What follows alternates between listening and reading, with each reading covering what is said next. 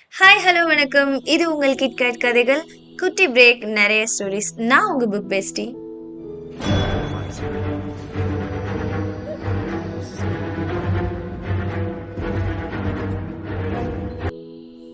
வீரயுக நாயகன் வேல்பாரி பாகம் 2.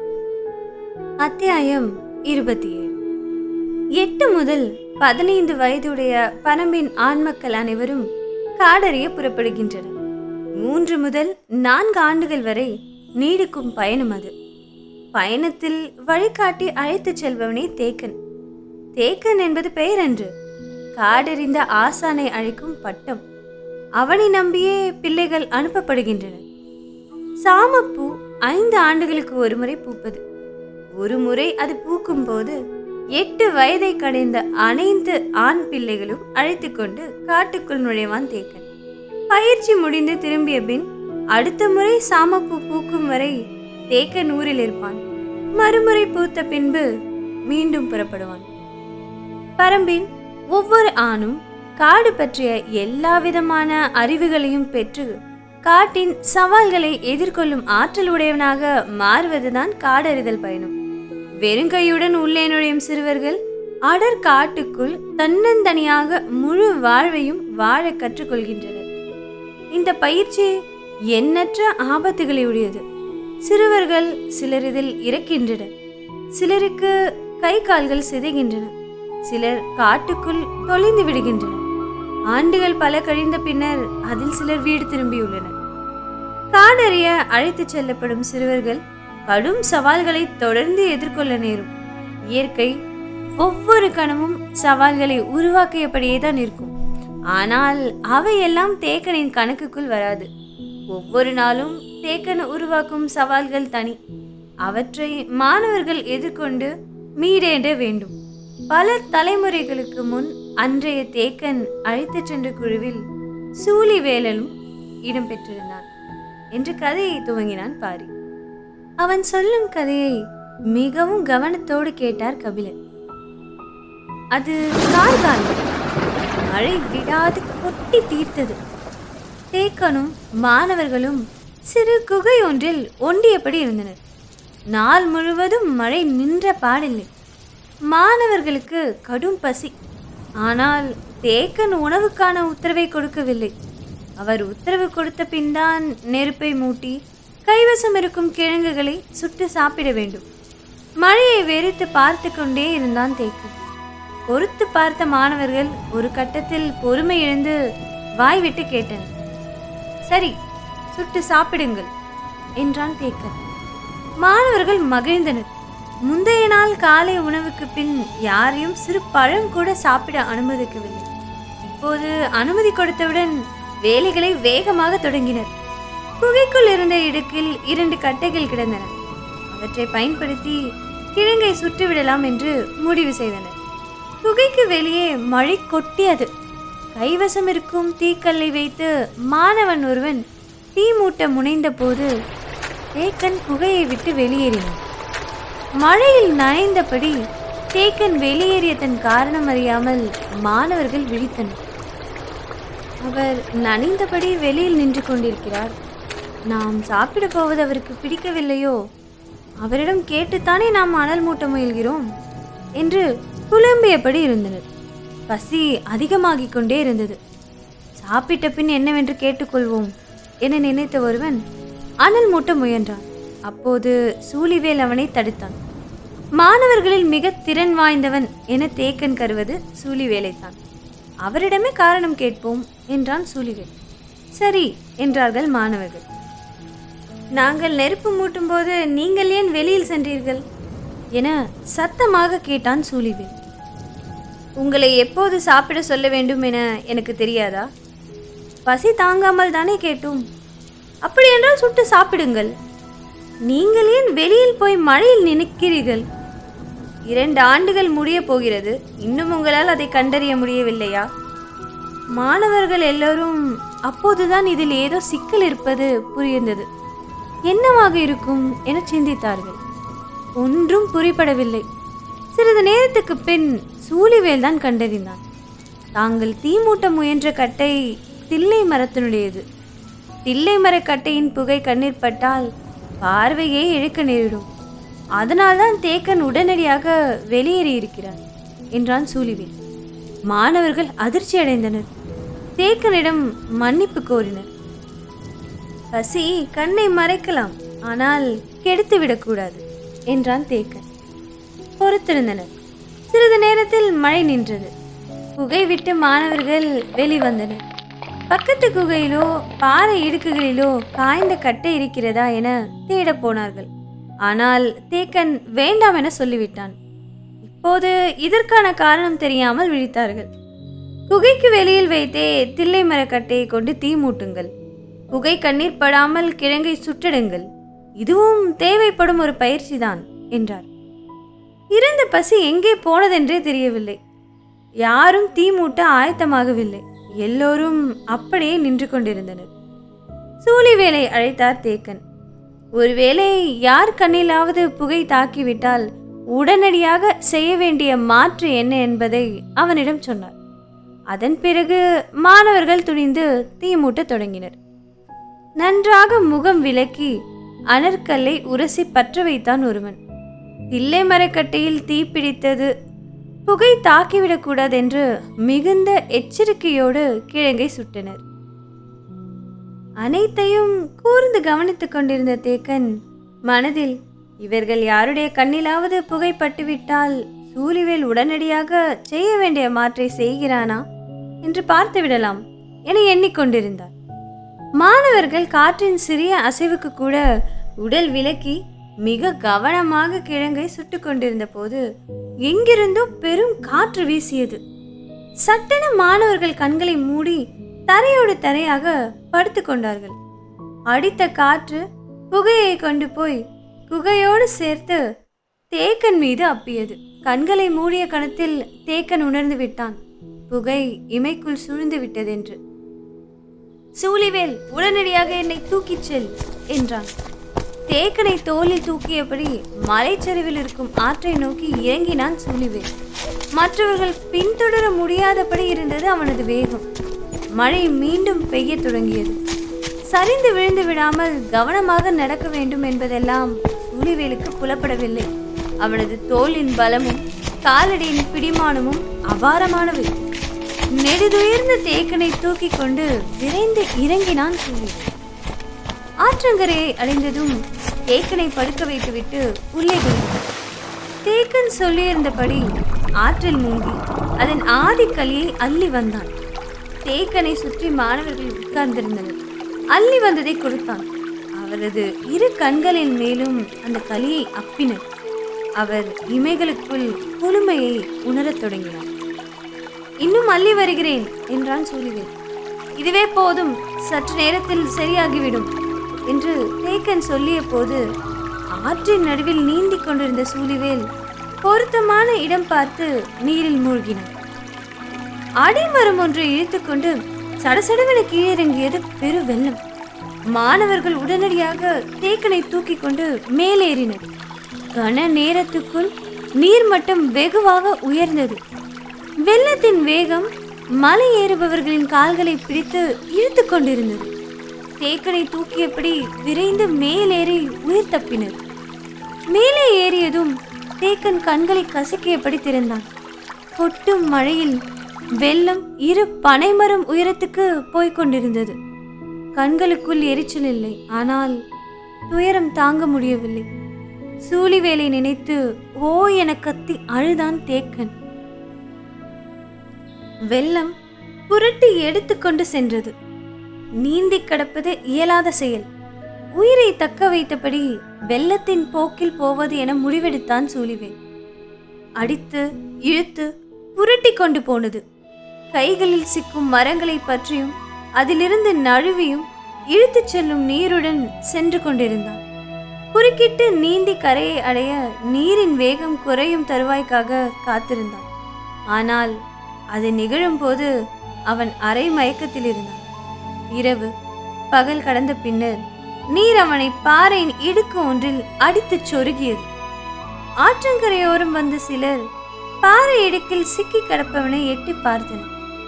உயிர் இருக்கிறதா என்பது அறிய முடியவில்லை. கூட்டத்தில் இருந்த பெரியவர் இடுக்குக்குள் நுழைந்து அவனை பார்த்தார். வலது கால் உள்ளே சொருகி கிடந்தது. இடது கால் எலும்பு ஒடிந்து கிடந்தது. ஒரு கை திரும்பி விட்டது. மேலெல்லாம் பாறைகளில் அடிபட்டு செதில் செதிலாக பிளந்து கிடந்தது. இவனை வெளியில் தூக்கி உயிரை காப்பாற்றினாலும் இவன் வாழ தகுதியற்றவனாக கிடப்பான் என்றார் அந்த பெரியவர். கூட்டத்தினர் பெரியவர் சொல் கேட்டு விலகினர். உள்ளிருந்த தூதுவைக்கு அவ்வாறு விட்டு செல்ல மனமில்லை. பெரியவரோடு வாதிட்டான். ஆனால் அவனது நிலைமை படு மோசமாக இருந்ததாலும் பாறையின் இடுக்கை விட்டு அவனை எடுக்க முடியாதபடி அவன் உடல் சொருகி கிடந்ததாலும் மற்றவர்கள் அதற்கு ஒப்புக்கொள்ளவில்லை. கூட்டம் நகரத் தொடங்கியது. இறுதியாக தூதுவை சொன்னாள், பாறை இடுக்கில் கிடப்பவனை எடுத்து வெளியில் போட்டுவிட்டாவது போவோம், திறன் இருந்தால் பிழைக்கட்டும் என்றாள். சரி என்று ஒப்புக்கொண்டு பெரும் முயற்சி செய்து அவனை வெளியில் எடுத்து கரை மீது கிடத்தினர். நீர் நிறைய குடித்திருந்ததால் வயிறு ஊதி போயிருந்தது. வெட்டுப்பட்ட எந்த பிளவின் வழியும் குருதி கசியவில்லை. வெளிரித்தான் கிடந்தது. இன்று இரவு தாங்க மாட்டான் என சொல்லிவிட்டு நடந்தார் பெரியவர். மற்றவர்களும் உடன் நடந்தனர். காற்று இரவெல்லாம் உடலை உலர்த்தி கொண்டே இருந்தது. அடர் வனத்தில் சில்வண்டுகளின் என்ற ஓசை செவிக்குள் துளையிட்டு நுழைந்தது. கானகத்தின் பல்வேறு ஓசைகளும் நினைவின் ஆழத்தை தொட்டு திரும்பின. கண்ணுக்கு தெரியாத சிறு பூச்சி ஒன்று வெட்டுப்பட்ட பிளவின் நடுவில் உட்கார்ந்து ஊசி கொடுக்கால் கொத்தி வெளியில் எடுத்த போது அவனது உடல் வலியை நினைவு கொள்ள தொடங்கியது. பொழுது புலர்ந்தது. சூழிவேல் மெல்ல கண் விழித்தான். தனக்கு உயிர் இருக்கிறது என்பதை உணர்ந்தான். கை கால்களை அசைக்க முடியவில்லை. அங்கேயே கிடந்தான். தன்னை இழுத்து வெளியில் போட்டவர்கள் பேசிய பேச்சு அரைகுறையாக நினைவில் இருந்தது. தனக்கு என்னெல்லாம் ஆகியிருக்கிறது என அந்த பெரியவர் சொன்னதை வைத்து தனது உடலை மதிப்பிட்டான். அது தேக்கனின் குரல் என்று அவனுக்கு தோன்றியது. இந்த நிலையில் தேக்கன் இதைத்தான் செய்திருப்பார். மற்றவற்றையெல்லாம் நீதான் சரி செய்ய வேண்டும், இதுதான் பயிற்சி என்பார். தேக்கனின் குரல் எப்போதும் சவால்களையே உருவாக்கும். எனவே சவால்கள் உருவாகும் போதெல்லாம் தேக்கனின் நினைவு வருகிறது. அதில் மாறுபட்டு ஒலித்தது ஒரு பெண்ணின் குரல். அந்த குரலில் இருந்த நம்பிக்கை இப்போது மனதுக்கு மிகவும் தேவையாக இருந்தது. தனக்காக வாதிட்ட அந்த குரலை மெய்ப்பிக்க வேண்டும் என்று தோன்றியது. கதிரவன் மேலே ஏறி வந்தான். படுத்து கிடந்த சூழிவேலால் உட்கார மட்டுமே முடிந்தது. 2 நாள்களாக எந்த உணவும் உண்ணாததால் கை கால்கள் உயிரற்று இருந்தன. எதையாவது சாப்பிட வேண்டும் என தோன்றியது. வலது கால் வலி மரத்து கிடந்தது. அதையெல்லாம் அவன் பொருட்படுத்தவில்லை. சுற்றும் முற்றும் பார்த்தான். அடர் காட்டின் நடுவே சீறி பாயும் ஆறு. ஆற்றின் போக்கை பார்த்து கொண்டே இருந்தான். சட்டென நினைவுக்கு வந்தது. இடுப்பில் கை வைத்தான். இறுகி கட்டப்பட்ட நார்கயிறு இருந்தது. நார்கயிற்றில் போடப்பட்ட முடிச்சை அவிழ்த்தான். உள்ளே கொல்லிக்காட்டு விதை ஒன்று இருந்தது. பயிற்சியின் போது அகாலத்தில் அகப்பட்டு கொண்டால் பயன்படுத்த சொல்லி தேக்கன் கொடுத்த கொல்லிக்காட்டு விதை. விதையை விரல்களால் திருகி உடைத்தான். அதில் சிறு பகுதியை கரையோரமாக மண்ணில் தூவிவிட்டு மீதியை முடிச்சிட்டான். படப்படுத்து வந்து இறங்கின 2 பறவைகள். அவை விதையின் வாசனையை நுகர்ந்தபடி அருகில் வந்தன. சூழிவேல் அவற்றை பிடிக்காமல் பார்த்து கொண்டே இருந்தான். சற்று நேரத்தில் பெருங்காடை ஒன்று இறங்கி வேகத்தில் அந்த பறவைகள் 2ம் விலகி கொண்டன. கொல்லிக்காட்டு விதையை தனியொரு காடை கொத்தி தின்றது. அது தின்று முடிக்கும் போது சூழிவேல் கை அருகில் கொண்டு போனான். கையோடு அது சாய்ந்து படுத்தது. இரவெல்லாம் மனம் பொறுக்காமல் தூக்கம் தொலைத்து கிடந்த தூதுவை காலையிலேயே தன் தோழியை அழைத்து கொண்டு சூழிவேல் இருக்கும் இடத்துக்கு வந்துவிட்டான். அவள் வரும்போது அவன் எழுந்து உட்கார்ந்திருந்தான். மரணத்தை நோக்கி விட்டு சென்ற ஒருவன் அதற்கு எதிர் திசையில் எழுந்து அமர்ந்திருப்பதைப் போல இருந்தது. பெரும் வியப்போடு அவள் பார்த்து கொண்டிருந்தாள். அப்போதுதான் எங்கிருந்தோ வந்த பறவை ஒன்று அவன் கைகளில் வந்து படுத்து கொண்டது. தான் கண்ணால் பார்ப்பதை அவளால் நம்ப முடியவில்லை. என்ன நடக்கிறது என தோழிக்கும் புரியவில்லை. கையில் சிக்கிய பறவையை சுட்டு தின்ன ஆயத்தமானான். இறகுகளை வேக வேகமாக பீத்தெடுத்தான். அப்படியே கடித்து தின்ன போகிறான் என பார்த்து கொண்டிருந்த பெண்கள் இருவரும் எண்ணினர். இறகுகளை உரித்து முடித்த சூழிவேல் நெருப்பு மூட்ட வழி என்னவென்று சுற்றுமுற்றும் பார்த்தான். கொட்டி தீர்த்த மழையும் விடாது புரண்டு சென்ற வெள்ளமும் எங்கும் நீரை ஊற வைத்திருந்தன. உலர்ந்தவை ஒன்றும் இல்லை. கரையின் சரிவில் எடுக்கும் தொலைவில் அனற்கற்கள் கிடந்தன. ஆனால் அவற்றை வைத்து எதை பற்ற வைப்பது என சிந்தித்தபடி கண்களை எங்கும் சுழல விட்டான். அவனால் நம்ப முடியாத ஒன்று அவன் கண்களுக்கு முன்னால் இருந்தது. அவன் சொருகி கிடந்த பாறையை ஒட்டி பால் கொரண்டி செடி ஒன்று தழைத்திருந்தது. அதன் தூர்பகுதி நீரில் மூழ்கி இருந்தது. சூழிவேலுக்கு மகிழ்ச்சி உடலெங்கும் பரவியது. காய்ந்த சருகை விட அதிவேகமாக பற்றி இருக்கும் பச்சையென பால் கொரண்டி, அது வியப்புக்குரிய செடி. செடிகள் எல்லாம் வியப்புக்குரியவைதான். நமக்குத்தான் அதை கண்டுணர தெரிய வேண்டும். கால்களை மெல்ல அசைத்தபடி கரையின் மேலிருந்து கீழ் நோக்கி சரிந்தான். கரையை தாண்ட மேல் நோக்கி ஏறுவது இருந்தால் முடியாமல் போயிருக்கும். ஆற்றின் ஓரமாக கீழிருந்ததால் எளிதாகிவிட்டது. உடலை இழுத்தபடி கீழே வந்து சேர்ந்தான். ஏன் ஆற்றை நோக்கி சரிகிறான் என பதறிய தூதுவையும் தோழியும் சற்றே முன்னால் வந்து எட்டி பார்த்தனர். சூழிவேல் பால் கொரண்டியின் இலைகளை ஒட்டி அனற்கற்களை உரசினான். உடலில் எங்கெங்கோ இருந்து வலி மேலே ஏறி வந்து கொண்டிருந்தது. இரு கற்களையும் அழித்து பிடித்து உரச அவ்வளவு கடினமாக இருந்தது. கல்லுக்குள் இருந்து தெரிக்கும் தீப்பொறியை உருவாக்க மொத்த உடலிலும் விசை ஏற்ற வேண்டியிருந்தது. விடாமல் மீண்டும் மீண்டும் முயற்சி செய்தான். உடல் முழுவதும் தனது விசையோடு இணைத்தான். அருந்த நரம்புகள் எல்லாம் அவனது எண்ணங்களோடு இணைந்தன. தண்ணீரில் இருக்கும் செடியில் போய் அனற்கற்களை ஏன் தட்டி கொண்டிருக்கிறான் என்பது இருவருக்கும் புரியவில்லை. குழம்பி போய் மிகவும் முன்னகர்ந்து வந்து பார்த்தனர்.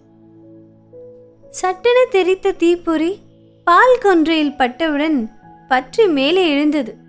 எண்ணெயில் ஊறி திருகி நிற்கும் திரியை போல ஒவ்வொரு இலையும் நெருப்பை மேல் நோக்கி ஊதின. சடசடத்து நாலாபுறமும் பற்றியது நெருப்பு. நன்றாக இறங்கி வந்து நீருக்குள் கால் நுழைத்து பறவையை பால் கொன்றையின் நடுத்தண்டில் சொருகினான் சூழிவேல். செடியின் அடிவாரத்தில் சூழ்ந்திருந்த நீரில் நெருப்பின் ஒளி கங்கு போல் தகதகத்தது. தீயின் நிழலுக்குள் கால் நுழைத்தபடி பறவையின் உடலை முன்னும் பின்னுமாக திருப்பிக் கொண்டிருந்தான் சூழிவேல். அவனது கால்களில் இருந்து நீரின் வழியாக நெருப்பு ஏறியதை பார்த்த தூதுவைக்கு தலை சுற்றுவது போல் இருந்தது. ஆனால் அவளுக்கு முன்னரே கண் சொருகினாள் தோழி. ஊர் மாடத்தில் வந்து தூதுவை சொன்னபோது யாரும் நம்பவில்லை. அவன் உயிரோடு மீள்வான் என்பதை நம்ப முடியாத செய்தி. நீ என்னென்னவோ சொல்கிறாய் என மறுத்தான் கிழவன். தூதுவையும் தோழியும் சொல்வதை பார்த்தால் பேயோ அனங்கோ வனத்தூதனாகவோ தான் இருக்க வேண்டும் என முடிவெடுத்தான் பூசாரி. அவனை கையோடு அழைத்து கொண்டு புறப்பட்டனர். நண்பகலுக்கு பின்னர் அவர்கள் சூழிவேல் இருக்கும் இடத்துக்கு வந்து சேர்ந்தனர். அவன் கரையேற முடியாமல் அப்படியே நீரில் கால் நினைத்தபடி உட்கார்ந்திருந்தான். ஆனால் கொழுத்த பறவையை தின்றதால் முகம் தெளிச்சியாக இருந்தது. பெரும் கூட்டம் ஒன்று வந்து நிற்பதை உணர்ந்து பின்னால் திரும்பி பார்த்தான். வந்திருந்தது பெரும் கூட்டம் அன்று, சிறு கூட்டம்தான். ஆனால் ஒவ்வொரு மனிதனும் 3 மனிதர்களுக்கு இணை. விரிந்த மார்பும் திரண்ட சதையுமாக வந்து நின்றனர் அவர்கள். திரண்ட மனிதர்களை விலக்கி முன் வந்த பெரியவர் கேட்டார், எங்களின் கண்முன் உனது மாய வித்தைகளை காட்டு. ஏன் இப்படி கேட்கிறார் என்பது சூழிவேலுக்கு புரியவில்லை. எனக்கு எந்த மாய வித்தையும் தெரியாது என்றான். இல்லை, நீ செய்த வித்தைகளை நாங்கள் கண் கொண்டு பார்த்தோம் என்றது தூதுவையின் குரல். ஒரு கணம் கண்ணை மூடினான் சூழிவேல். நேற்று எனக்கு நம்பிக்கை தந்த அந்த குரல், இந்த குரலை மெய்ப்பிக்கவே நான் போராடி கொண்டிருக்கிறேன். நினைத்தபடி கண் திறந்தான். தூதுவை வந்து எதிரில் நின்றாள். ஆதிக்கலியை பூசிக்கொண்டால் கண்ணுக்குள் உருவாகும் குளுமையை பற்றி தேக்கன் சொன்னது நினைவுக்கு வந்தது.